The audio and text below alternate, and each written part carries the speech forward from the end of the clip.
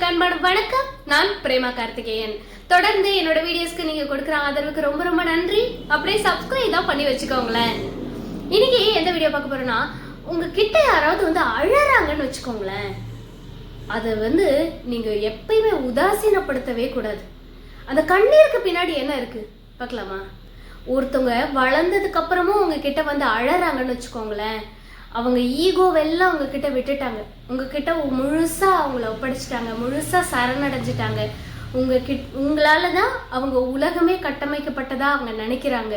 நீங்க தான் அவங்க உலகம்னு நினைக்கிறாங்க. அதனால தான் உங்ககிட்ட அழுதுட்டு நிற்கிறாங்க. அப்படி அழும்போதெல்லாம் நீங்க என்ன தெரியுமா சொல்றீங்க? சில சமயங்கள்ல நீ நாடகம் நடிக்காத, என்கிட்ட எப்போ பார்த்தாலும் ட்ராமா பண்ணாத, நீலி கண்ணீர் வடிக்காத, இதெல்லாம் ஒரு காரணம், இதுக்கெல்லாம் போய் இப்படி அழுவாங்களா அப்படின்னு அவங்க கண்ணீரை உதாசீனப்படுத்திக்கிட்டே இருக்கீங்க. அந்த ஃபீலிங்ஸை நீங்கள் உடச்சிக்கிட்டே இருக்கீங்க. இதனால அவங்களுக்கு எவ்வளோ மனசு கஷ்டம் ஆகும் தெரியுமா? இப்போ அவங்க அழறாங்க இல்லையா, நீங்க தான் அந்த அழுகைக்கான காரணம், அதுக்கான சொல்யூஷனே உங்ககிட்ட தான் இருக்குன்னு அவங்க ஃபீல் பண்றாங்க. அதனால தான் உங்ககிட்ட அழறாங்க. அந்த அழுகைக்கான உண்மையான காரணத்தை உட்கார்ந்து கேட்டு பாருங்களேன். அவங்க அவ்வளோ அழகாக சொல்லுவாங்க, எனக்கு இதுதான் வேணும், எனக்காக இதை பண்ணுங்க அப்படின்ட்டு, இதை தான் நான் எதிர்பார்க்குறேன் அப்படின்ட்டு. ஆனால் அதையெல்லாம் நீங்கள் காது கொடுத்து கேட்காம திரும்ப திரும்ப அவங்க ஃபீலிங்ஸை உடைக்கும் போது அதை அவங்களால ஏற்றுக்கவே முடியல.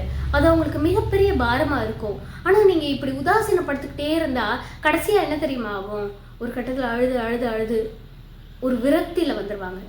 எதுக்கடா நம்ம இவங்களுக்காகலாம் அழணும் அப்படின்னு வருவாங்க. ஆனால் அந்த ஸ்டேஜில் அவங்க முடிவு பண்ணிட்டாங்கன்னு வச்சுக்கோங்களேன், அதுக்கப்புறம் ஒரு சொட்டு கண்ணீர் கூட அவங்க கண்ணிலேருந்து வரவே வராது. என்ன நடந்தாலும் வரவே வராது. ஒருத்தவன் கண்ணீரை இழந்துட்டான்னு வச்சுக்கோங்களேன், அவனுக்குள்ள எந்த ஃபீலிங்ஸுமே இருக்காது.